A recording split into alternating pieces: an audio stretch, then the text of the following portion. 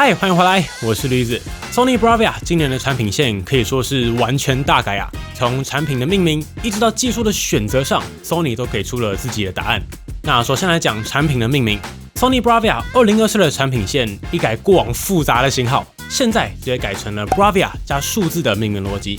目前就已经有 Bravia 3、Bravia 7、Bravia 8、Bravia 9主要4台机种。那根据定位 ，Bravia 后面接的这个数字越大越好。那也就代表着 Bravia 3是今年 Sony 最入门的选择，而 Bravia 9自然就是今年 Sony 主推的顶级之选了。那相较起过往复杂的产品命名，现在这个，这不是看起来神清气爽多了呢？这个完全要给个嘉奖啊！而今年的第二个重点就是 Sony 在技术上的选择上也是发生了微妙的变化。我们还是看回刚才的4台机种，今年入门的 Bravia 3依旧是采用传统 LED 的直下式 LED 背光技术。不过从 Bravia 7开始 ，Sony 就直接用上了 Mini LED 背光。Bravia 8采用的是 WOLED， 而最顶的 Bravia 9则是采用了 Sony 新一代的超高亮度 Mini LED 背光控制技术。所以没错，今年 Sony 并没有更新 QD OLED 的产品线，而是在今年最顶定位的 Bravia 9选择了 Mini LED。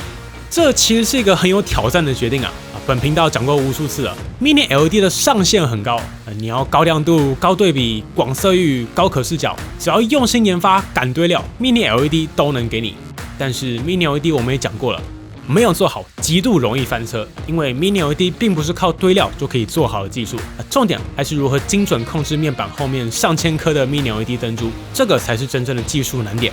而今天我们就要来开箱这台今年 Sony 最顶的智慧显示器 Bravia 9。不过在开始之前，我觉得可以先立个 flag， 就是这台应该是到2024目前为止，我们看过实际表现数一数二的 Mini LED 机种，并且在以往 OLED 更占优的复杂低光源场景中 ，Bravia 9也已经到了可以正面挑战的程度啦，也是目前在复杂场景下最接近 OLED 表现的 Mini LED 量产机种。但是它就不是 OLED， 而是 Mini LED 啊。所以你想要的 Mini LED 通透感、高亮度 ，Bravia 9也没任何问题。并且 Sony 今年采用的全新高亮度 Mini LED 背光是真的有亮。开场我们就简单实测一下，就看 Mini LED 的峰值亮度居然直接冲破了3100尼特啊！从去年 X95L 大约1700、1800尼特的表现，直接跃升到了目前 Mini LED 顶端的3000尼特，非常之猛啊！你买 Mini LED 就是为了这个高亮度表现啊！好了，先讲到这里。究竟今年的 Sony Bravia 9 2024的真实表现如何？我们就一起来看看吧。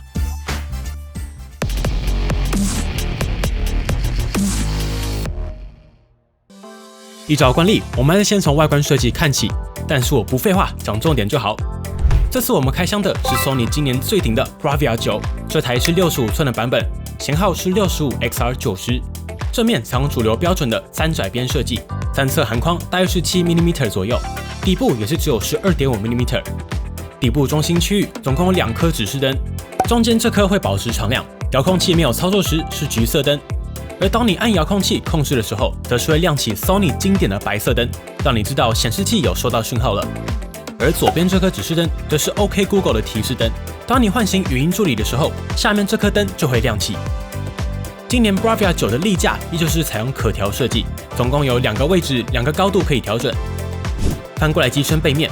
可以看到总共有4个安装立架的位置，你可以根据你的喜好选择装在比较靠近中心的2侧，或是贴近旁边的2种选择。如果你有 soundbar 要放在前面，那安装在2侧会比较理想。而如果你搭配的是 Sony 自家今年新的 soundbar， 装在中间也没问题，可以用专用的垫片进行加高。另外，支架的高度也有2档可以选择，一个是稍微高一点，帮 soundbar 的高度留出空间，而另一种就是画面上我们选择的贴近桌面、非常低趴的设计。继续看背面。Bravia 9延续的是 Bravia 这几代辨识度很高的格纹设计，提供 VESA 300×300的壁挂规格。电视接孔在正看的右侧，各式接孔则是在正看的左侧。由上而下分别是电源开关、2个 USB-A 接孔，以及 S Center 和光纤共用的接孔。接下来这个开关是机身麦克风的开关，打开后就可以直接讲 OK Google。你看，不需要遥控器或是按任何的按键，就可以启动 Google 助理。使用上是真的还蛮方便的，但如果你有隐私考量，就可以从这里物理性的关闭麦克风。接下来4个 HDMI 接孔，上面2个是 4K 60Hz， 下面2个则是支援 4K 120Hz 的 HDMI 2.1 接口，没有全上 4K 120稍微可惜。而 eARC 在 HDMI 3的位置，所以如果有 Soundbar，HDMI 就是接这孔。最后还有一个 RJ45 网路孔，不过没意外依旧是100 Mbps 的接口。所以如果你想吃满今年改名的 Sony Picture Core 高码率串流，其实稳定的5 GHz WiFi 连接更能完全发挥。这台也是支援蓝牙 5.3。需要留意的是，因为这次的 Bravia 9的背光模组也是塞好塞满，这个厚度薄不下来，重量也是65寸含底座的重量就已经冲破40公斤，在移动上要特别留意。而在遥控器上，今年随附的是这一支支援 USB-C 充电的智慧遥控器，快没电时就会发出声音，画面上也会提醒你。遥控器充电的时候也还是可以操作。这支的排列逻辑清晰，上面是调整讯号以及系统设定，中间是主要的操作区域，也有 Google 语音助理按键，底部则是各家主要串流平台的快捷键。操作上 ，Sony 依旧是采用开关机用红外线，开机后蓝牙的设计，所以在开机的时候要确保接收器有没有遮挡，对准开机打开。不过在操作的时候就不用了，因为是透过蓝牙连线嘛，就算你整个这样反过来拿，这样也是没问题，可以操作。在床上看，不用把手举起来对准，也更加舒服。接着我们不废话，直接进入到这次最期待的实测环节。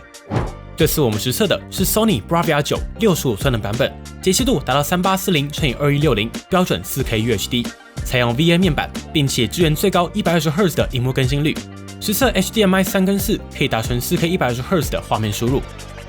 显色没意外的是采用目前 Mini LED 阵营最常见的量子点技术，在光谱饱和度上也是目前最优解之一，同时支援 XR Triluminos Pro 以及 Sony 自然原色技术。而在 Mini LED 很重要的处理器上 ，Bravia 9依旧采用的是 Sony 招牌的 XR 认知智慧处理器。规格上最亮眼的地方还是这一次 Bravia 9全新的高亮度 Mini LED 背光模组。那 Mini LED 到底是什么呢？帮大家快速复习一下。简单来说 ，Mini LED 本质上还是 LCD 背光技术的一种，前面有一块面板，而背后则是需要有光源打在面板上，才能点亮整个萤幕。而我们在说的 Mini LED 就是后面这个光源，也是目前最新最强可以把面板点亮的背光技术。Mini LED 最主要的优势在于每个灯珠的体积都比传统的 LED 模组小超多，小了数十倍。所以在同样的面积下，面板背后的背光就可以塞进更多的 Mini LED 灯珠。而有了更多的灯珠，也就代表着现在可以控制的分区数量也可以切得更多。看我们的动画就很清楚了 ，Mini LED 的背光可以切成数千个控光分区，透过精准的调整每个分区的亮度，也就是所谓的控光。只要控制得好，那画面的明暗对比就可以呈现得更加细腻。而之所以今年 Sony 敢在 Bravia 9上选择 Mini LED 技术，最猛的地方就在这里。今年他们主要改进了2个方向。第一个是他们在 Mini LED 背光模组上加入了 Sony 自研的 LED 驱动晶片，刚好在先前的活动中 ，Sony 就有实际展出这个新的 driver 本人。可以看到这个 driver 是真的很小啊，这边对比一下一块，这个黑黑的东西就是新的驱动晶片，大概就跟一粒芝麻差不多。而 Mini LED 究竟有多小，这边刚好也可以看到。而另一个改进，就是因为有了这颗 driver 的加入，也让 Sony 可以更细腻的调整每一分区的电流电压。不过这个口说无凭 ，Sony 也毫不避讳，现场直接把面板拆下来，让我们可以直接看到 Mini LED 背光模组的控光状况。这个对比蛮值得一看的，从画面上可以看到，下面这个是最终呈现的画面，左边的是这次 Bravia 9全新的 Mini LED 模组，而右边这台则是目前市场上一般的 Mini LED 背光方案。我们可以看到是一个明亮有人像的风景影片。看到常规的 Mini LED 方案，就只是把所有分区点亮，稍微加强红色衣服的亮度。而 Bravia 9这边就是可以清楚的看到人像轮廓，像是脸部是亮的 ，Mini LED 背光就会比较亮；而脖子这边是暗的，那背光就会比较暗。接下来这一组也是这次 Sony 的黑科技之一，就是全新的 Mini LED 演算法，对应这种有棱角的色块，可以更精准的控制分区调光。可以看到常规方案就是把右侧背光整个点亮，而左边的 Bravia 9就是可以完全对应上实际的画面轮廓。所以在这样的基础上，我们看到下一段，这是一个水晶吊灯。你看 Bravia 9这边的背光，我们把它进行叠合，可以看到 Bravia 9这边明显是更加贴近实际画面的边缘，而常规方案则是会相对外扩。接下来猫头鹰这段也可以明显看到 Bravia 9的背光非常贴近画面轮廓，而常规方案依旧是采用外扩调光。但是这边重点就来了 ，Mini LED 不是可以分区控制吗？明明把边缘关掉就好了，为什么常规方案旁边还要再外扩一圈呢？主要的原因有3个：1. 硬体限制；2. 算力限制；最重要的是3. 光晕控制。目前主流的 Mini LED 显示器虽然可以进行分区控制，但因为分区的调光是需要反应时间的，再加上 Mini LED 的分区数量虽然已经达到数千分区，但是相当起画面还是不够多，所以不管如何都无法完全精准的对应在画面上。加上 LCD 背光技术的特性，面板和背光之间有一段距离，这也造成如果你稍微仔细看的话，就可以看到画面上旁边有一圈光晕。所以传统解决光晕的思路很简单，既然目前技术无法避免光晕，那不如把旁边也稍微点亮一点。人眼是非常容易被骗的，因为中间很亮，所以旁边就算稍微亮了一点，你也发现不了，你还是会觉得旁边是黑的。所以只要把旁边点亮一点，就可以很好的把光晕给吃掉，做到以假乱真的没有光晕。而 Sony 这套方案最难能可贵的地方就在这里，因为现在的硬体和算力进化可以做到更好的分区控制了，所以他们开始挑战更精细的分区控制，并且经过我们测试 ，Bravia 9这套 Mini LED 背光的反应速度是非常快的，透过测试画面就可以清楚看到，就算是高速移动的球体色块 ，Bravia 9也可以非常迅速的贴合，这绝对是第一梯队的表现了。目前就只差快速移动下的箭头还是会被吃掉一点点，但对比常规方案也是来得更好。所以回到刚才的背光测试 ，Sony 之所以可以做到契合物体轮廓，就是 Mini LED 背光控制的精度又有一个跨时代的进展。以前不这么做，也不只是光阴的问题难解，而是 Mini LED 控光模组算力都还跟不上这么庞大的 Mini LED 分区数量啊。另外，这段影片也可以印证我们先前讲过无数次的 ，Mini LED 真的是完全不能只看规格的产品，一定要看实际表现。并且你们猜猜 ，Sony 做到这么细的控光，它有多少分区？2000、3000、5000？实际上，65寸的版本会是1512个控光分区。我想这应该也是考量到这个 driver 可以控制的分区下所选择比较均衡的结果。除此之外 ，Sony 这次也大幅拉高了 Mini LED 阵列的亮度表现。我们直接实测 HDR 的亮度，在鲜明模式下控光调整为高，在1%的显示面积下 ，Bravia 9就可以一举冲破2740尼特。最高亮度居然在9%的面积下直接飙破3110尼特，这个峰值亮度是真的非常猛。接下来的25%亮度也还 hold 在2400尼特，全萤幕来到800尼特的表现。另外，受益于 Bravia 9绝对的亮度表现，我非常推荐你把控光强度调整为高，再搭配上这是非常细腻的分区控制，在一些低光的画面当中，像是我们测试的常客《怪奇物语》就能对比极高的场景。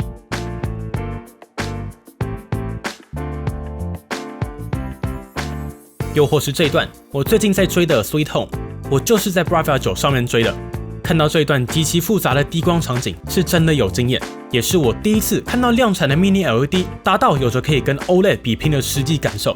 要不是我们 Mini LED 显示器已经看太多，已经练就了字幕边缘这种微小光晕也能感知，要不然这真的是我们有史以来测过，在对比表现上非常可以跟 OLED 正面对决的机种啊。Bravia 9这绝对是 Mini LED 对决 OLED 最重要的历史节点。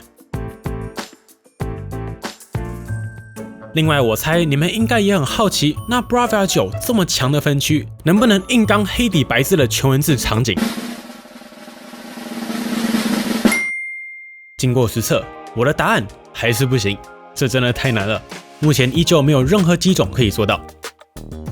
值得一提的是 ，Sony 今年的调教并不会很积极的去开微背光去降低光晕，所以如果你是 Mini LED 的老玩家，在某些场景下反而会感受到光晕的存在。像是字幕或是在选单页中会有控光内缩的设计，但这已经是比较近些玩家才会留意到的东西，一般用户应该是很难感知啦。而在显色上 ，Bravia 9提供了影像、游戏、电脑3大显示分类，在影像之下又分成了7档的显示模式，一般用户比较常用的是标准和电影2档，喜欢冷白高亮度的朋友可以选择鲜明，另外还有一档 IMAX Enhanced 的选项。而在显色表现上，经过我们实测 ，Bravia 9的面板原生表现可以达到 99.8% 的 sRGB、99.7% 的 Rec 709以及 93.9% 的 P3 色域覆盖。不过，如果你追求的是色准表现，目前比较贴近色准的就是电影模式。在这个模式下，首先看到 CCT 都在 6428K，CCT 丢台只有 1.26， 这个数字小于2就是很优的意思，小于1就是顶级表现，而 1.26 就是非常准的意思了。不过在显色上 ，Sony 的出厂预设一直以来都不是色准派，在 Rec 709下 ，Bravia 9的平均色彩丢台只有 2.88， 这个数字我们会希望是小于2的表现，所以 2.88 就相对普通，最大丢台 5.15。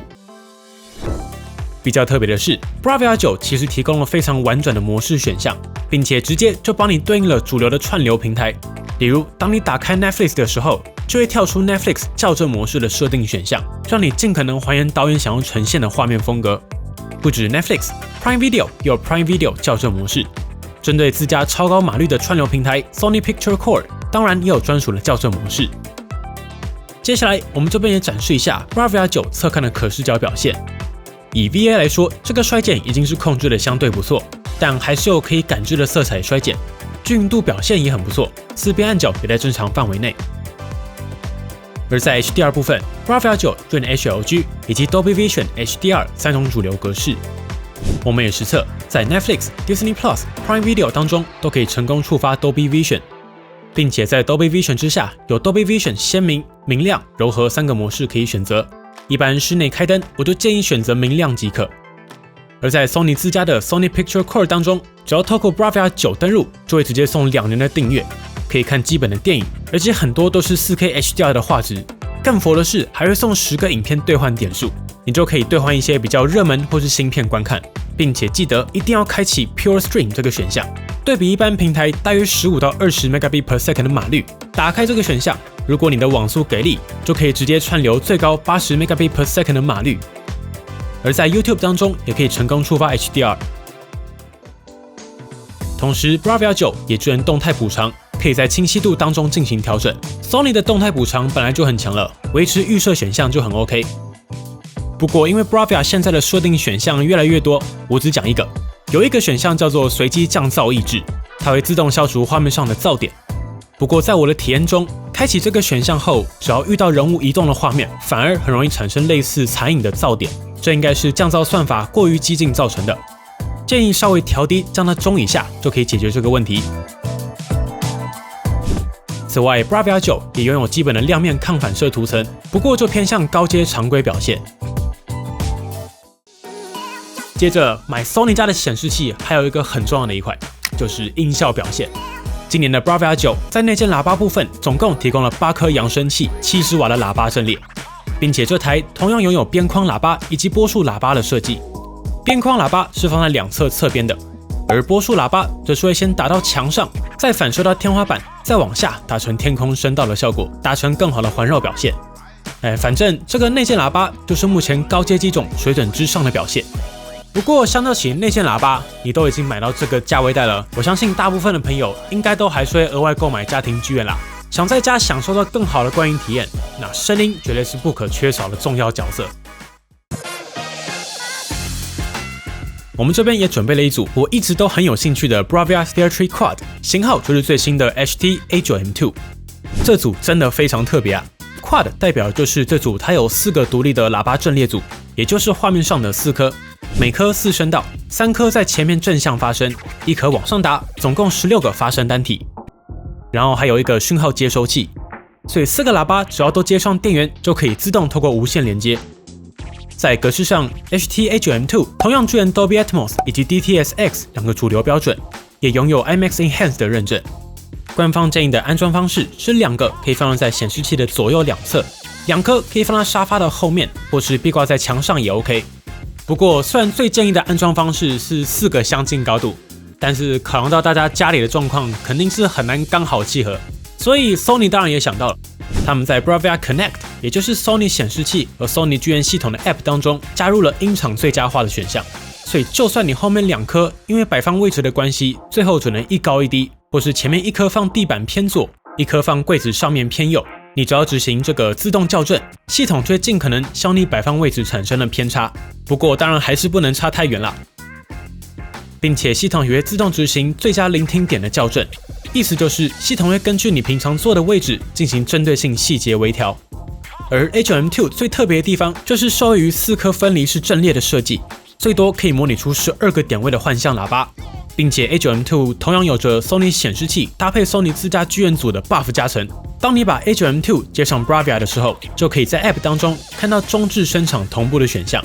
这个时候 A9M2 就不只是独立的4颗音响了，现在它还可以直接调用 Bravia 9机身上的所有喇叭阵列。比如说 Bravia 9不只有传统放在显示器底部的扬声器，还加上了边框喇叭以及波束喇叭。那差在哪里呢？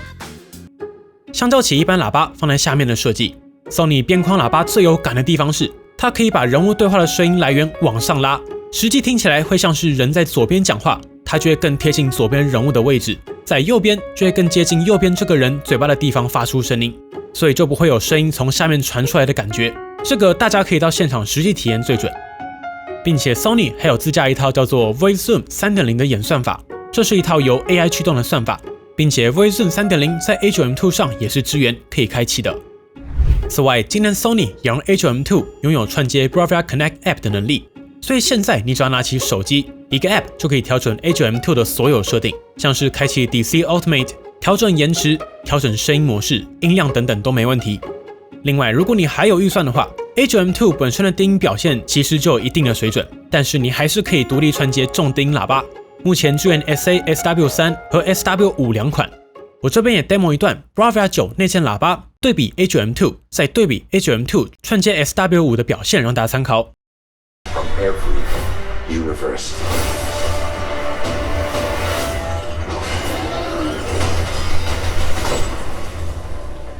Hello, Peter.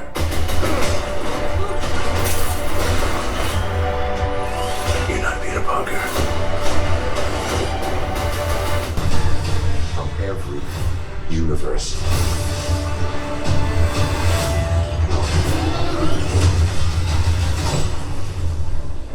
Hello, Peter.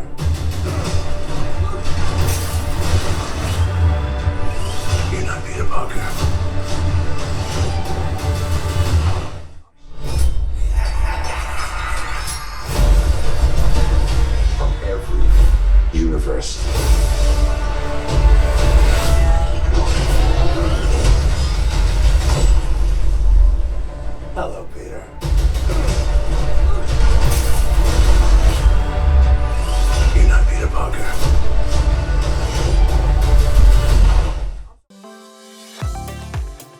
不过我觉得 A9M2 是一个很值得到现场体验的喇叭，跟过往的 Soundbar 呈现的空间音讯体验是完全不同的。建议大家可以找个机会到现场听听看。接着，你买 Sony 还有一个最重要的元素，就是智慧功能。Bravia 9采用了目前相对少见的 Android 12作业系统，很多都还在11啊。处理器上采用高阶定位的 MT5897，拥有4个 A73 核心，频率最高来到2000 MHz，GPU 则是 Mali G57。这颗处理器的效能很不错，搭配6GB 的 RAM、16GB 的储存，剩余可用的储存空间大约有13GB 左右，拿来串流装 App 都很够用。受益于 P1000 的处理器 ，Bravia 9的操作体验以 Android TV 来说就是第一梯队的流畅。操作界面上基本上就跟大家熟悉的 Android TV 相同，而采用 Android TV 的好处就是几乎所有串流平台都能支援。而在智慧功能上 ，Bravia 9支援手机连接。Android 这边可以使用 Chromecast 进行投放，像是 YouTube、Netflix 都可以按下这个投放按钮，直接投到画面上啦。而如果要整个手机镜像也可以，支援 Google Cast 的手机可以直接投放。而在 iOS 这边 ，Bravia 9也是很有诚意，内建就直接支援了 AirPlay 2，所以包括 iPhone、iPad、MacBook 都可以轻易的把影片投上去。而在电脑和游戏机的连接体验上，我们也详细来测。首先来测 Windows。透过连接 HDMI 3、4都可以成功开启 4K 120Hz 12位元，也可以成功开启 HDR 以及触发 VRR 可变更新率。接下来测试自家 PlayStation 5的支援，只要记得是插在 HDMI 3或4就可以。自家的游戏机相容性那肯定是没问题的。测试的项目非常单纯，主要就是看是不是可以支援 4K 120，有 VRR 有 HDR 有还有 ALLM， 专门实测4个都有，过关。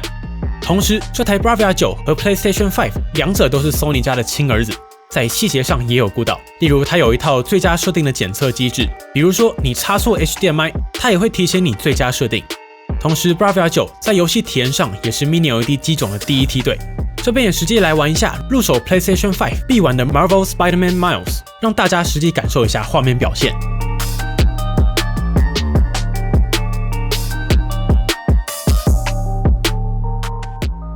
接着看比较复杂的 Xbox Series X， 画面部分最重要的 4K120点灯成功，也可以正常触发 HDR10 以及 Dolby Vision。哎呀，你看，从头到尾全部打勾就是舒服。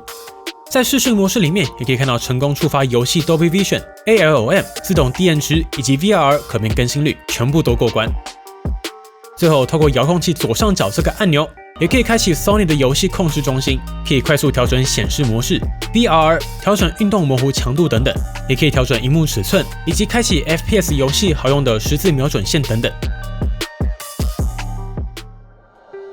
节目也来到了尾声，其实今年看到 Sony 没有更新 QD OLED 是真的蛮意外的，因为 QD OLED 明显是更加容易做好的方案，但是 Sony 的黑科技之力再度发威直接把 Mini LED 的表现又拉高了一圈。Bravia 9就是让 Mini LED 控光再往下一个节点前进的商品，并且也大幅提升了过去 X95L 分区较少、亮度以 Mini LED 来说相对普通的问题，这次直接拉破了峰值3000尼特，一次拉满。并且搭配上新一代的分区控光演算法，在大幅改善光晕问题的同时，直接拉到了在低光复杂光源下也有着跟 OLED 机种一拼的实力，这非常 Sony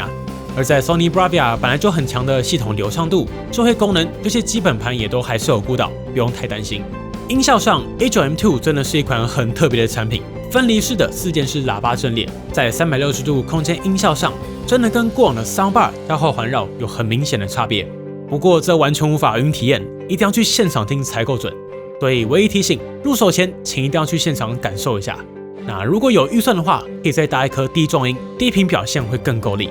好啦，本期节目就先到这边，也是尽力在有限的时间内，尽可能把重点讲好讲满了。如果还有什么问题，或是我们没有测到的，欢迎底下留言一起讨论啦。